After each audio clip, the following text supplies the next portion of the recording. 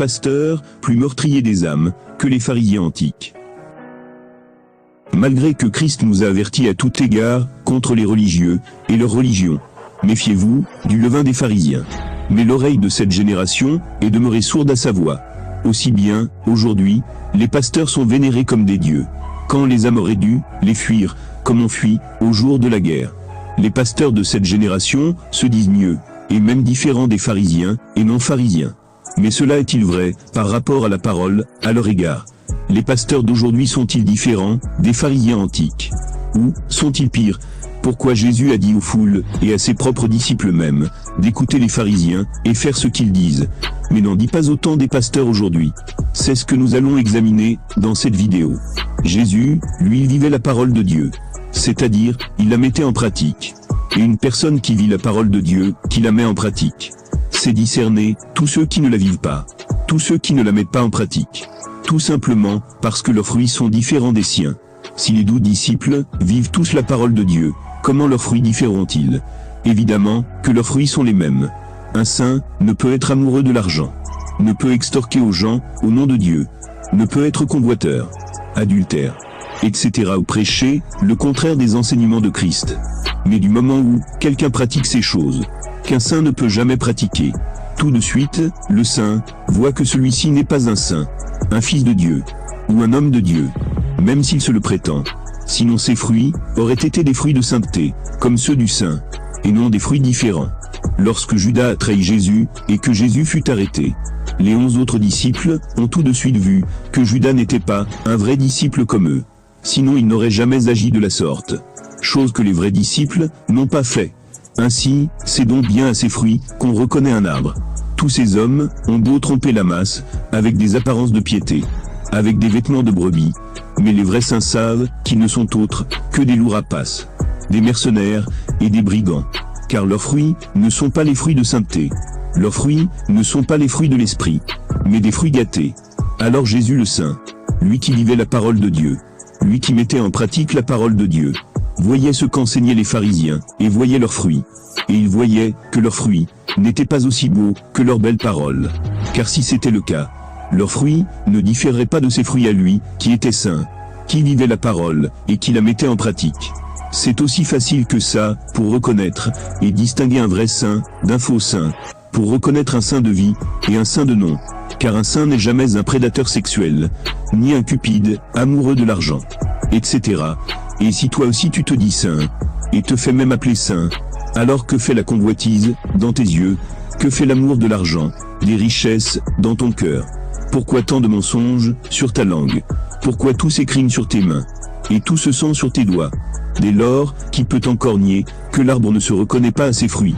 Alors Jésus qui était saint, et qui vivait la parole de son Père, voyez ce si grand écart dans les belles paroles des pharisiens et leurs fruits. Matthieu 23, 1-3. Alors Jésus s'adressa aux foules et à ses disciples en disant: sur la chair de Moïse, se sont assis les scribes et les pharisiens. Faites donc et observez tout ce qu'ils pourront vous dire, mais ne vous réglez pas sur leurs actes, car ils disent et ne font pas. Si les pharisiens étaient vraiment saints, selon leurs prétentions, Jésus l'aurait su et vu, car lui-même était saint, et donc un saint ne pouvait lui être inconnu. Il suffit en effet de regarder aux fruits d'un arbre pour savoir de quelle espèce est cet arbre. Il suffit de regarder aux fruits d'un arbre pour savoir de quel arbre il s'agit, a-t-il dit. Alors si les pharisiens étaient vraiment saints, conformément à leurs prétentions, leurs bons fruits devaient l'indiquer à Jésus. Mais hélas, ils n'avaient aucun bon fruit. Aussi, seuls ceux qu'ils avaient, c'est-à-dire leurs fruits gâtés, les ont fait connaître et révéler de quelle espèce d'arbre ils étaient. De Satan. Jean 8, 44. Vous êtes du diable, votre père. Et ce sont les désirs de votre père que vous voulez accomplir. Alors, une chose attire subitement notre attention dans cette déclaration de Christ. À propos des pharisiens, Matthieu 23, 1-3. Alors Jésus s'adressa aux foules et à ses disciples en disant: sur la chair de Moïse, se sont assis les scribes et les pharisiens. Faites donc et observez tout ce qu'ils pourront vous dire, mais ne vous réglez pas sur leurs actes, car ils disent et ne font pas. Christ nous révèle ici un mystère pour certains, mais aussi la différence entre les pharisiens antiques et les pasteurs du siècle présent. Pourquoi un mystère pour certains? Parce que, selon ce que le grand public sait des pharisiens, c'est que ce sont des hommes tordus, cupides, fourbes et assassins. etc. Mais ici, Jésus disait non seulement à la foule, mais aussi à ses propres disciples, de faire et observer tout ce que les pharisiens pourront leur dire. Et c'est ça qui est un mystère, pour certains, car connaissant les pharisiens antiques, comme nous les connaissons aujourd'hui, on se dirait, mais comment Christ a pu dire aux foules, et à ses disciples même, de mettre en pratique, et d'observer les enseignements des pharisiens? Et c'est là que la réponse de Christ est intéressante, car elle révèle la différence entre les pharisiens antiques et les pasteurs d'aujourd'hui, et révèle l'épouvantable état général de tous ces chefs autoproclamés du peuple. Pourquoi les foules, et les disciples même, pouvaient écouter les pharisiens, et même sans danger de faire ce qu'ils disaient? Parce que, sur la chair de Moïse, c'était ainsi les scribes. C'est-à-dire qu'ils enseignaient comme Moïse. Ils enseignaient la loi, telle qu'elle était écrite, sans la détourner de son sens. C'est ça que signifie être assis dans la chair de Moïse. C'est enseigner comme Moïse. Et on ne peut pas dire autant des pasteurs aujourd'hui. Et voilà justement ce qui distingue les pharisiens antiques des pharisiens modernes, qui sont les pasteurs d'aujourd'hui. Ainsi, les pharisiens antiques respectaient au moins extérieurement la parole divine. Ils faisaient prendre au peuple en considération l'obéissance à la parole. Et c'est bien ce qui devrait toujours avoir lieu. Cependant, il y avait une contradiction absolue entre leur conduite eux-mêmes et la loi de Dieu qu'ils enseignaient le peuple à observer. Celle-ci demeurait cependant la même, dans sa perfection divine. Et si eux, qui la présentaient, ne s'y conformaient pas, ceux qui les écoutaient devaient donc faire ce qu'ils disaient, mais ne pas imiter leurs actes, qui contredisaient leur beau enseignement de la loi. Voici donc pourquoi Christ a pu dire à la foule, et à ses propres disciples même, « Faites donc, et observez tout ce qu'ils pourront vous dire, mais ne vous réglez pas sur leurs actes. » Car ils disent, et ne font pas, car les pharisiens enseignaient la vérité de la loi. Comme Moïse, ils ne la détournaient pas de son sens, mais conservaient la pureté de celle-ci dans leurs enseignements. Dans ce cas, on pouvait donc les écouter sans danger, pourtant ne pas imiter leurs actes, qui contredisaient celle-ci, qu'ils enseignaient pourtant dans toute vérité. Matthieu 23, 4, il lie de pesants fardeaux, et les impose aux épaules des gens. Mais eux-mêmes se refusent à les remuer du doigt. C'est-à-dire que les pharisiens se montraient très exigeants pour l'accomplissement de la loi. Ils enseignaient vraiment bien au peuple d'obéir en toute diligence la loi, ce qui était bien. Mais le problème, c'est que eux-mêmes n'étaient pas aussi exigeants envers eux-mêmes. Pour obéir aussi à la loi qu'ils exigeaient au peuple d'obéir, ils préféraient eux observer la tradition des anciens parce qu'elle était tout à leur profit, plutôt que la loi de Dieu qui condamnait rigoureusement leurs vices. Et c'est ça que signifie. Eux-mêmes se refusent à remuer du doigt les commandements de Dieu. C'est du genre, un père qui rougit ses yeux envers son fils, parce que celui-ci aurait volé. Pourtant lui-même le père, voler, est presque son métier. Il dit à son fils, « De toute ta vie, ne vole jamais. Si tu voles, je vais te frapper. Je vais te punir rigoureusement. » Mais lui-même est un grand voleur. Romains 2, 21-24. Eh bien, l'homme qui enseigne autrui, tu ne t'enseignes pas toi-même. Tu prêches de ne pas dérober, et tu dérobes. Tu interdis l'adultère, et tu commets l'adultère. Tu abhorres les idoles, et tu pilles leur temple. Toi qui te glorifies dans la loi, en transgressant cette loi, c'est Dieu que tu déshonores. Car le nom de Dieu, à cause de vous, est blasphémé parmi les nations. Dit l'Écriture. Voilà exactement ce que faisaient les pharisiens. Quel contraste entre la conduite de ces hommes et celle de l'apôtre Paul qui pouvait dire, Philippiens 4, 9, ce que vous avez appris, reçu, entendu de moi et constaté en moi. Voilà ce que vous devez pratiquer. Alors le Dieu de la paix sera avec vous. Ainsi, à l'exemple des pharisiens, ceux qui prêchent sans mettre en pratique ce qu'ils disent, sont donc très exigeants envers les autres, parce qu'ils ne connaissent pas la difficulté qu'il y a à faire céder sa volonté propre devant celle de Dieu, parce qu'eux-mêmes n'y soumettent pas la leur, n'y ont jamais obéi à Dieu, donc ils ne connaissent pas la difficulté qu'il y a à faire céder sa volonté propre, surtout au temps où la loi était donnée à l'homme dans la chair, dont la volonté ne se soumet pas à celle de Dieu. Les pharisiens faisaient devant les hommes des œuvres qui leur donnaient l'apparence de la piété, mais il n'y avait dans leur cœur que l'orgueil et la recherche de leur propre satisfaction. Matthieu 23, 5. En tout, ils agissent pour se faire remarquer des hommes. C'est ainsi qu'ils font bien large leur phylactère, et bien longue leur frange, feignant ainsi de pratiquer Deutéronome 6, 8. Tu les attacheras à ta main comme un signe, sur ton front comme un bandeau. Et Deutéronome 11, 18. Ces paroles que je vous dis, mettez-les dans votre cœur et dans votre âme, attachez-les à votre main comme un signe, à votre front comme un bandeau. ceci est une bande de parchemin, sur lesquels étaient écrits des passages de la loi, et que l'on portait sur le bras gauche et sur le front, pour montrer au grand public qu'ils étaient des modèles d'obéissance, qu'ils mettaient en pratique la parole, selon Deutéronome 6, 8, et Deutéronome 11, 18. Et les pasteurs en font pareil aujourd'hui, mais de manière moderne, avec de beaux costumes cravates, de belles montres en or, etc. Mais tout cela, sans que le cœur soit touché, par la parole de Dieu. Matthieu 23, 6. Ils aiment occuper le premier divan, dans les festins, et les premiers sièges dans les synagogues. C'est la même chose chez les pasteurs. Pour se mettre à la tête du peuple, pour être les chefs. Matthieu 23, 7. À recevoir les salutations, sur les places publiques, et à s'entendre appeler rabbi par les gens. Donc des titres honorifiques qu'ils s'octroient, et s'y font ainsi appeler entre guillemets, homme de Dieu, bishop, super bishop, archibishop, prophète, tous ces équivalents, du titre honorifique, rabbi, qui signifie maître, dont se faisaient appeler les pharisiens, qui s'étaient assis sur le peuple. Alors que Christ dit de rejeter toute cette vanité, toute cette gloire des hommes charnels. Matthieu 23, 8 à 10. Pour vous, ne vous faites pas appeler rabbi. C'est l'équivalent de tous ces titres honorifiques, que se font appeler les pasteurs aujourd'hui. Entre autres, père spirituel, prophète, super et archibishop.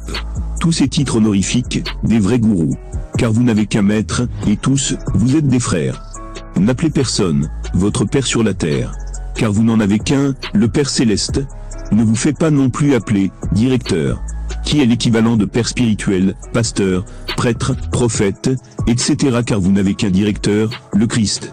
Toutes ces exhortations mettent en garde contre l'esprit religieux, le caractère dominant des pasteurs, qui se sont auto-établis chefs du peuple. Leur caractère dominant, de se placer entre Dieu et les âmes, et de rechercher l'honneur qui revient à Dieu seul. Cela leur conduit à l'hypocrisie religieuse, telle que nous la voyons aujourd'hui, sous toutes ses formes.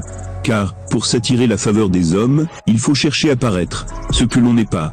Ainsi, la différence entre les pharisiens antiques et les pharisiens modernes, qui sont les pasteurs, c'est que les pharisiens antiques étaient assis dans la chair de Moïse, c'est-à-dire qu'ils prêchaient comme Moïse, qu'ils enseignaient comme Moïse, en gardant la fidélité des Écritures, en ne détournant pas le sens des Écritures. Le seul problème, c'est que tout en enseignant au peuple la loi dans sa fidélité, eux-mêmes cependant ne la pratiquaient pas. Aussi bien, c'était à juste titre que Christ a dit aux foules et à ses disciples, faites donc et observez tout ce que les pharisiens pourront vous dire, mais ne vous réglez pas sur leurs actes, car ils disent et ne font pas. Or, on ne peut en dire autant des pasteurs aujourd'hui, car eux, ils vont jusqu'à retrancher, rajouter et trafiquer la parole de Dieu, chose que n'ont pas fait les pharisiens antiques. Ils abandonnaient certes les commandements de Dieu au profit de leur tradition ancestrale, mais ils sont restés assis dans la chair de Moïse, donc ils n'ont pas retranché, rajouté et trafiqué la Torah pour la conformer à leur chair, comme le font les pasteurs avec la parole de Dieu. Donc aux pasteurs aujourd'hui, on ne peut dire « Faites donc et observez tout ce qu'ils vous disent ». Non, car eux, ils ne sont pas assis dans la chair de Moïse, mais dans leur propre chair menteuse, cupide, amoureuse de l'argent, adultère, etc. Jésus a dit de sa propre bouche « Je suis fils de Dieu ». Eux ils prêchent que non, Jésus est Dieu, et donc faisant de Christ un menteur, faisant pareillement de Dieu un menteur. Lui qui a dit que Jésus est son Fils bien-aimé, et bien d'autres graves mensonges contre Dieu et Christ. En cette matière, les pasteurs aujourd'hui sont 10 fois plus dangereux que les pharisiens antiques. Car les pharisiens, en gardant la fidélité des Écritures et l'enseignaient au peuple, ils ne tuaient pas les âmes. Si un homme faisait ce qu'il disait, il était sauvé, parce que les pharisiens gardaient la fidélité des Écritures en enseignant le peuple. En soi, les pharisiens ne se perdaient qu'eux-mêmes, car ils enseignaient la vérité au peuple sans y obéir eux-mêmes. Et donc si quelqu'un pratiquait leur enseignement, il était sauvé, tandis qu'eux-mêmes se perdaient. Mais ce n'est pas le cas des pasteurs, qui vont jusqu'à retirer de la Bible ce que Dieu a dit, pour le remplacer par ce que leur chair préfère, pour satisfaire l'insatiable appétit de leur chair, qui détournent le sens des Écritures pour enseigner au peuple de l'apostasie. Donc ils se perdent non seulement eux-mêmes, mais ils font du peuple des fils de la géhenne, 2 fois pire qu'eux.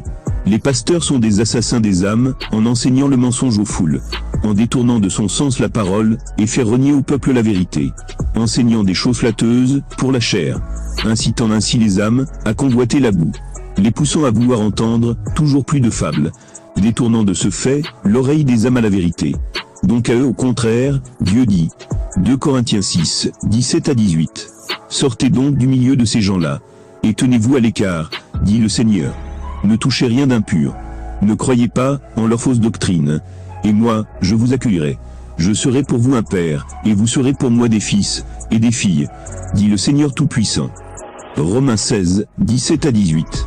Je vous en prie, frères, gardez-vous de ces fauteurs de dissension et de scandale contre l'enseignement que vous avez reçu. Évitez-les, car ces sortes de gens ne servent pas notre Seigneur le Christ, mais leur ventre. Et par des discours doucereux et flatteurs, ils séduisent les cœurs simples. Philippiens 3, 17 à 19. Devenez à l'envi mes imitateurs, frères, et fixez vos regards sur ceux qui se conduisent, comme vous en avez en nous, un exemple. Car il en est beaucoup, je vous l'ai dit souvent, et je le redis aujourd'hui avec larmes, les pasteurs qui se conduisent en ennemis de la croix du Christ. Leur fin sera la perdition. Ils ont pour Dieu leur ventre, et mettent leur gloire dans leur honte. Ils n'apprécient que les choses de la terre. 2 Pierre 2, 18 à 22. Avec des discours gonflés de vide, ils allègent par les désirs charnels, par les débauches, ceux qui venaient à peine de fuir les gens, qui passent leur vie dans l'égarement. Ils leur promettent la liberté, mais ils sont eux-mêmes esclaves de la corruption, car on est esclave de ceux qui vous dominent. En effet, si après avoir fui les souillures du monde, par la connaissance du Seigneur et Sauveur Jésus-Christ, ils s'y engagent de nouveau et sont dominés, leur dernière condition est devenue pire que la première. Car mieux valait pour eux n'avoir pas connu la voie de la justice, que de l'avoir connue pour se détourner du saint commandement, qui leur avait été transmis. Il leur est arrivé, ce que dit le véridique proverbe. Le chien est retourné à son propre vomissement, et la truie à peine lavée, se roule dans le bourbier.